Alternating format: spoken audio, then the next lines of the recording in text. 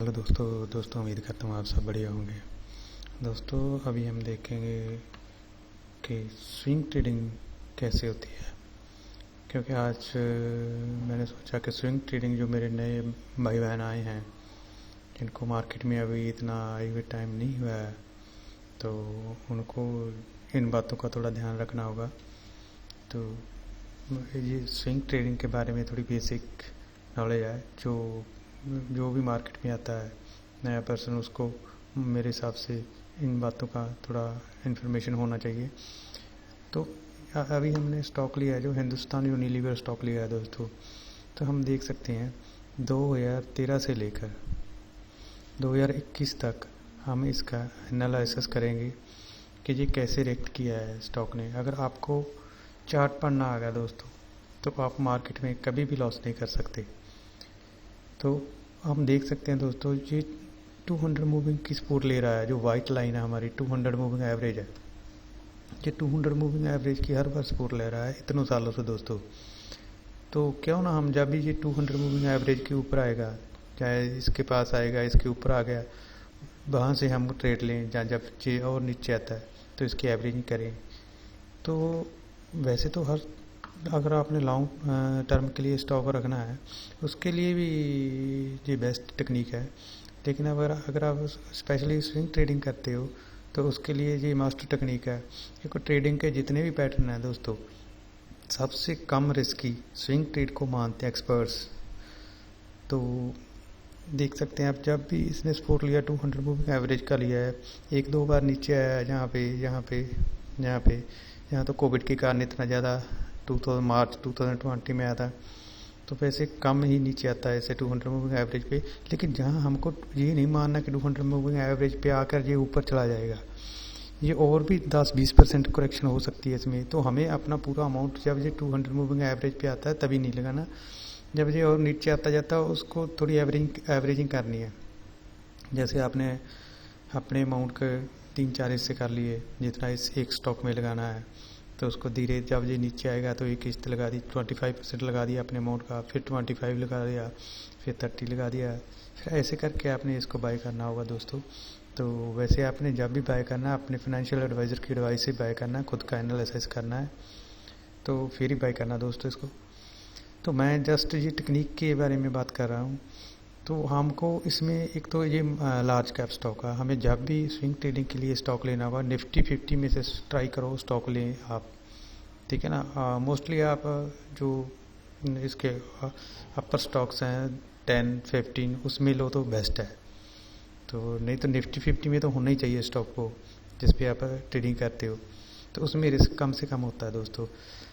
जब ये 8-10 सालों में दोस्तों कभी इसने 200 मूविंग एवरेज का अपना जो सपोर्ट है उसको इतना ज़्यादा 30-40-50% तक नहीं गिरा उससे नीचे, तो हम ट्रेड लेंगे तो इतना ज़्यादा तो हमें भी मालूम है कि इतने 10 सालों में 8 सालों में अब जब नहीं ये गिरा 200 मूविंग एवरेज के नीचे, तो अब कैसे गिर सकता है। तो इस पर हमें थोड़ा रिस्क कम लगता है। तो ऐसी स्टॉक को आपको ढूंढना होता है जब आप स्विंग ट्रेडिंग करते हो। तो जब भी ये 200 मूविंग एवरेज के करीब आएगा, चाहिए हमें अपना ट्रेड लेना है। लेकिन इस बात का ध्यान रखना है कि हमें पूरा अपना लमसम अमाउंट है जो वो एक दम से नहीं लगाना पूरे का पूरा, उसको अपनी किस्तों में डिवाइड करना है इंस्टॉलमेंट में। तो जैसे जैसे अगर नीचे आता है तो लगाना है। तो एवरेजिंग आप तभी भी कर सकते हो, 200 मूविंग के नीचे आ गया, मान लो ये 2200-2300 पे आ गया, तो आप वहाँ से ऊपर जाने लगा तो आप तभी भी एवरेजिंग कर सकते हो। लेकिन आपकी एक लिमिट होनी चाहिए कि अगर ये 200 मूविंग के ऊपर जाएगा उसके बाद मैं एवरेजिंग मेरी खत्म बंद हो जाएगी। क्योंकि आप अगर ऊपर तक करते रहोगे, 200 मूविंग के ऊपर भी एवरेजिंग करते रहोगे, तो एकदम से ये कहीं से नीचे गिरने के चांसेस होता है कि अगर कोई न्यूज़ आ जाए, या वैसे इसके क्वार्टरली रिजल्ट इफेक्ट हो जाते हैं जैसे अब इस बार हो रहा है। तो आप को ये सब बातों का ध्यान रखना होगा। आप थोड़ा सा आपको अलर्ट होकर चलेंगे मार्केट में, आपको लॉस नहीं होगा। तो स्विंग ट्रेडिंग में कोई इतना रॉकेट साइंस नहीं है दोस्तों कि हम सीख ना सकें। जितनी देर हम चार्ट को पढ़ना खुद नहीं सीखेंगे, उतनी देर हम प्रॉफिट गेन तो कर लेंगे लेकिन उसको संभाल नहीं पाएंगे। एक स्टॉक में गेन कर लेंगे, दूसरे में लॉस कर सकते हैं। एक दूसरी बात दोस्तों, आपने जब एक स्टॉक में इसमें मान लो आपने प्रॉफिट ले लिया 10% का, आपको एक टारगेट रखना है कि मुझे हर एक स्टॉक में इसका बिहेवियर देखना है स्टॉक का। जैसे ये 10% तक जाकर आता है दोस्तों, मान लेते हैं हम। जैसे ये छोटे छोटे ऊपर बना रहा है टॉप, तो देखना है कितना टॉप बनाता है ये ज़्यादा एवरेज में। वैसे तो जहाँ 30% के करीब टॉप बनाया है इसने, तो इतना हमें नहीं गेन, ये गेन इतना आएगा नहीं। जब आएगा तो टाइम बहुत लेगा। तो हमें स्विंग ट्रेडिंग के लिए देखना होता है जो एवरेज बना रहा है, जहाँ टॉप बना, जहाँ जिस जो एवरेज टॉप है उससे भी थोड़ा नीचे रखो आप अपना जो ऊपर का टारगेट है कि मुझे जहाँ से निकलना है, इतना बस गेन लेना है। क्योंकि आप जितना रखोगे उतना ज़्यादा ट्रेड ले पाओगे, उतना ज़्यादा आपको बेनिफिट होगा। अगर आप ऊपर का टारगेट रखोगे वो जल्दी आएगा नहीं, साल नहीं आएगा, 1.5 साल नहीं आएगा, पता नहीं कितनी देर नहीं आएगा, और आकर नीचे भी चला जाएगा, उससे नीचे घूम जाएगा, यू टर्न मार लेगा स्टॉक, तो आपको इरिटेशन होगी, दिक्कत होगी।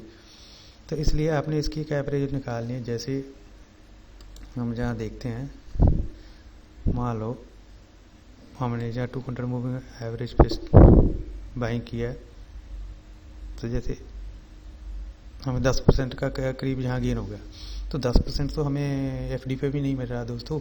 तो जहाँ हमें टाइम लैग देखना है कितनी देर में हो रहा है। अगर आपको 1 महीने 1.5 महीने में 10% गेन हो रहा है दोस्तों, तो कितनी बढ़िया बात है। तो इन चीज़ों का हमें थोड़ा ध्यान रखना है कि जो आप 10% का गेन, एक बार इसमें से गेन ले लिया, तो आपके पास ऐसे 10-15 स्टॉक होने चाहिए स्विंग ट्रेडिंग के लिए, जिसमें आप इतना 10%, किसी में 15% गेन ले सको। उस स्टॉक का बिहेवियर जानना है आपने कि एवरेज उसका जो हम कहाँ पे निकाल सकते हैं, अगर ऊपर टारगेट का है। और नीचे का तो आप तो नीचे का भी उसका बिहेवियर देखना है। कई बार स्टॉक कोई 200 मूविंग एवरेज पे सपोर्ट ले रहा है, तो कोई लेता है 100 मूविंग एवरेज पे, कोई 50 मूविंग एवरेज पे, तो कोई 150 मूविंग एवरेज पे। तो आपने उस स्टॉक का बिहेवियर देखना है कि जी कहाँ सपोर्ट ले रहा है और कहाँ तक जाता है ऊपर एवरेज में। कभी कभार तो ये तो 50% भी निकल सकता है ऊपर, लेकिन हमें इतना बड़ा टारगेट नहीं रखना। हमें रखना है आपका जो एवरेज टारगेट है। मान लो 20% का एवरेज टारगेट निकल कर आ गया किसी स्टॉक का, वो बार बार 20% गेन करके 2 महीने में वापस अपने स्पोर्ट पे आ जाता है, तो हमें वही 20% के भी 1% नीचे रखना है, 19% रखना होगा, 18% आपको, क्योंकि आपके टारगेट हिट होने का मैक्सिमम संभावना हो, तो आपका जो रिस्क कवर है जो वो कम हो जाता है। एक बात दोस्तों, अगर आप इन बातों का थोड़ा सा ध्यान रखोगे तो आप मार्केट में दोस्तों कभी लॉस नहीं कर सकते। एक बात दोस्तों मैं आपको और बताता हूँ अभी। तो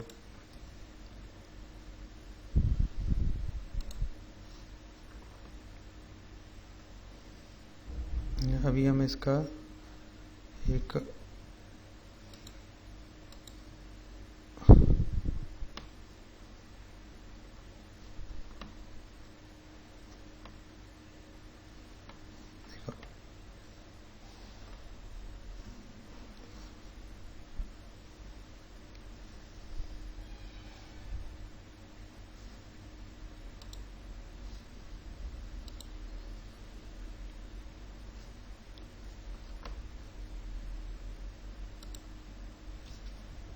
हेलो, हाँ दोस्तों, अभी हम देख रहे थे कि जो इसका 200 मूविंग एवरेज है, जब भी ये अप ट्रेंड में होगा आपको तभी इसको ऐसे स्टॉक लेने हैं जिसका जो 200 मूविंग एवरेज है या 100 मूविंग एवरेज है, जहाँ पे भी सपोर्ट लेता है, अगर वो अप ट्रेंड में है। अगर वो डाउन ट्रेंड में है दोस्तों, तो हमें ऐसा स्टॉक नहीं लेना है। ये बातें आप याद रखना दोस्तों,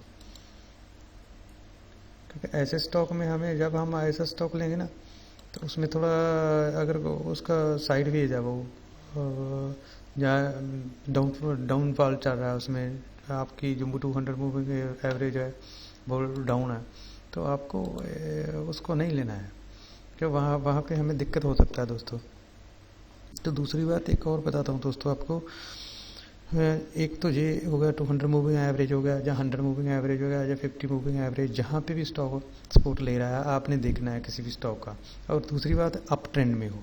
तीसरी बात, जब ये अपना टॉप बनाता है तो कितने % का ऊपर टॉप बनाता है, जो जिसकी एवरेज हो।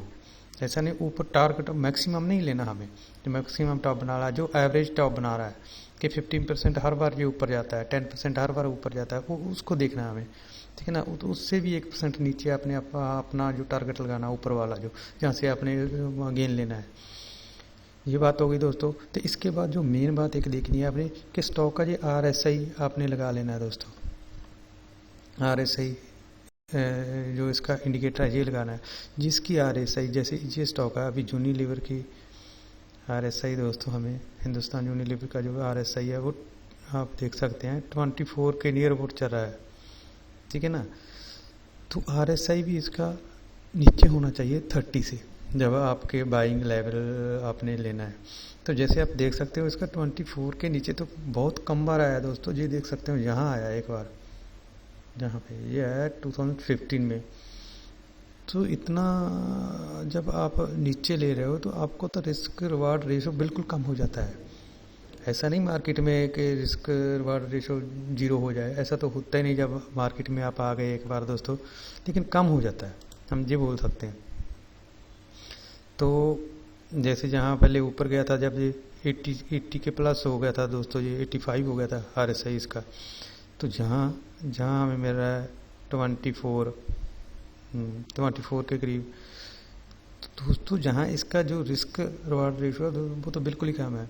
तो आने वाले 1 महीने 2 महीने ये स्टॉक ऐसा है निफ्टी 50 का कि इसके जो ऊपर जाने के चांसेस तो मैक्सिमम होते हैं। एक बार के रिजल्ट थोड़े नरम हुए, इसके कोई दिक्कत नहीं, तो ये लीडर स्टॉक है अपने सेगमेंट में दोस्तों। तो आपको ऐसे ही स्टॉक्स को ढूंढना है, 10-15 स्टॉक को। तो उसमें अपना ये स्विंग ट्रेडिंग का पहले अपने छोटे अमाउंट से स्टार्ट कर सकते हो। ऐसा नहीं कि आपने अपना लमसम अमाउंट इसमें लगा देना, लमसम अमाउंट नहीं लगाना दोस्तों, अपने अपना 25% 20% जितना भी लगाना उसका 25% थोड़े अमाउंट से, छोटे अमाउंट से आप स्टार्ट करो। जब आपको प्रॉफिट होने लग जाएगा तो आपका एक्सपीरियंस उसके साथ साथ होता चला जाएगा, तो आप अमाउंट को भी थोड़ा बढ़ाते चले जाओगे। तो दोस्तों मार्केट का रूल यही है, जो मार्केट को धीरे धीरे सीखता रहता है, इसके जो फंडामेंटल है वो सीखता रहता है, तो इसमें कभी मार नहीं खाता। तो इसलिए दोस्तों जो नए बिगनर्स लोग आते हैं वो इन बातों का ध्यान नहीं देते, तो मार्केट में लॉस लेकर जाते हैं और बाद में मार्केट को ऐसे रिएक्ट करते हैं कि मार्केट में तो कुछ नहीं दोस्तों, इसमें लॉस होता है ये वो। तो हमें पहले अगर इसका पूरा ज्ञान होगा, पूरा नॉलेज होगी, तो हम लॉस नहीं कर पाएंगे दोस्तों। अगर मान लो आपने जहाँ ले भी लिया कहीं पे 200 मूविंग एवरेज के नीचे ले लिया, जहाँ 200 मूविंग एवरेज पे ले लिया, थोड़ा बहुत नीचे आ गया 5% 7%, तो आपको तभी भी घबराहट नहीं होगी, क्योंकि आपके पास स्टॉक बढ़िया है दोस्तों। आपको पता है आज नहीं तो कल ऊपर जाएगा ही जाएगा। स्विंग ट्रेडिंग सेक्टर में सबसे कम रिस्की जो ट्रेडिंग है दोस्तों स्विंग ट्रेडिंग है। तो आप इन बातों का ध्यान रखेंगे, कभी लॉस नहीं खाएंगे दोस्तों। बाकी आपको मेरा वीडियो अच्छा लगे तो वीडियो को लाइक करना, मेरे चैनल को सब्सक्राइब करना। थैंक यू दोस्तों।